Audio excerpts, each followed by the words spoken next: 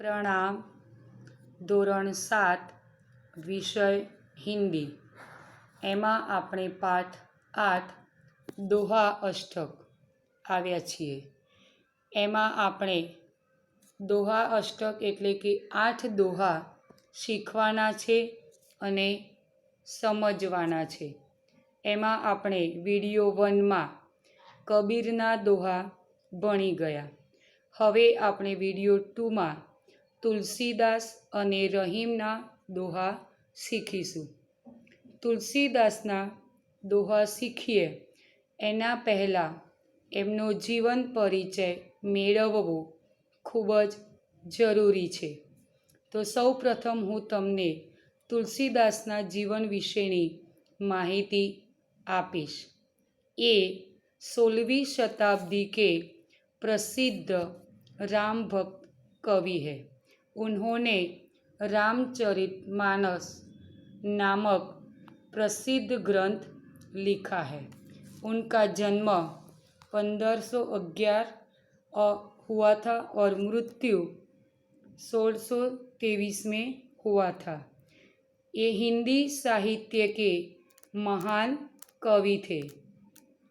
इन्हें आदि काव्य रामायण के रचयिता महर्षि वाल्मीकि का अवतार भी माना जाता है। श्री रामचरितमानस का कथानक रामायण से लिया गया है। रामचरितमानस लोक ग्रंथ है और इसे उत्तर भारत में बड़े भक्ति भाव से पढ़ा जाता है। इसके बाद विनय पत्रिका उनका एक महत्वपूर्ण काव्य है। महाकाव्य श्री रामचरितमानस को विश्व के 100 सर्वश्रेष्ठ लोक काव्यों में से 46वां स्थान दिया गया है। तो विद्यार्थी मित्रों, અહીંયા તુલસીદાસના જે બે દોહા આપેલા છે તેને આપણે સૌપ્રથમ હિન્દીમાં જોઈશું અને પછી આપણે એનું ગુજરાતીમાં ભાષાંતર જોઈશું। तुलसी इस संसार में भांति भांति के लोग, सबसे हिलमिल चालिए नदी नाव संजोग।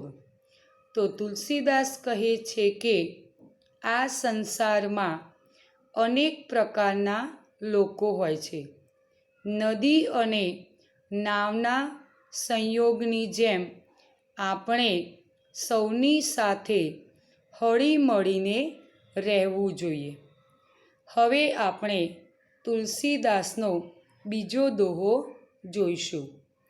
तुलसी हाय गरीब की कबहू न खाली जाए, मुए ढोर के चाम से लोहा भस्म हो जाए।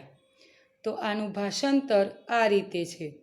तुलसीदासजी कहे छे के गरीबनी हाय એટલે કે નિશાસો કદી નિષ્ફળ જતો નથી।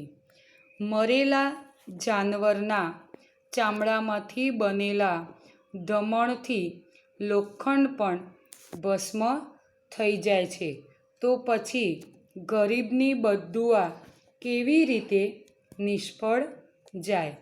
તો વિદ્યાર્થી મિત્રો, અહીંયા આપણે આ પાઠમાં તુલસીદાસના બે જ દોહા વિશે જાણવાનું હતું। હવે 3 દોહા આપણે રહીમના સમજવાના છે અને જાણવાના છે। તો સૌપ્રથમ હું તમને રહીમનો પરિચય કરાવીશ। इनका पूरा नाम है अब्दुल रहीम खान खाना। ये बड़े उदार और अनुभवी थे। हिंदी में उन्होंने बहुत ही सुंदर दोहे लिखे हैं। अब्दुल रहीम खान उनका पूरा नाम है। हम उनको रहीम के नाम से जानते हैं। ये एक मध्यकालीन कवि, सेनापति, प्रशासक, आश्रयदाता, दानवीर कूटनीतिज्ञ, बहुभाषाविद, कला प्रेमी एवं विद्वान थे। वे भारतीय सामाजिक संस्कृति के अनन्य आराधक तथा सभी संप्रदायों के प्रति समादार भाव के सत्यनिष्ठ साधक थे। उनका व्यक्तित्व बहुमुखी प्रतिभा से संपन्न था। वे एक ही साथ कलम और तलवार के धनी थे और मानव प्रेम के सूत्रधार थे। तो विद्यार्थी मित्रों, आ આપણે રહીમનો પરિચય મેળવ્યો। હવે આપણે આ પાઠમાં જે રહીમના 3 દોહા આપેલા છે એને આપણે સૌ પ્રથમ હિન્દીમાં અને પછી ગુજરાતીમાં એનું ભાષાંતર જોઈશું। પહેલો દોહો, રહીમન ધાગા પ્રેમ કા મત તોડો ચટકાય, टूटे से फिर ना जुड़े, जुड़े गांठ पड़ जाए। तो रहीम એવું કહે છે કે પ્રેમનો દોરો એટલે કે ધાગો અથવા તંતુ ખેંચીને તોડવો ના જોઈએ। એ એકવાર તૂટી ગયા પછી પાછો જોડી શકાતો નથી અને જોડીએ તો પણ એમાં ગાંઠ પડી જાય છે, એટલે કે એ પ્રેમમાં પહેલા જેવી મીઠાશ રહેતી નથી। હવે આપણે રહીમનો બીજો દોહો જોઈશું।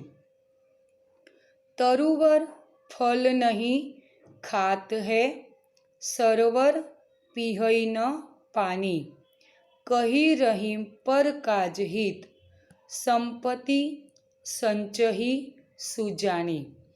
તો રહીમ એવું કહે છે કે વૃક્ષ પોતાના ફળ પોતે ખાતા નથી, સરોવર પોતાનું પાણી સ્વયં પીતું નથી, એ જ રીતે સજ્જનો બીજાનું ભલું કરવા માટે જ સંપત્તિનો સંગ્રહ કરે છે।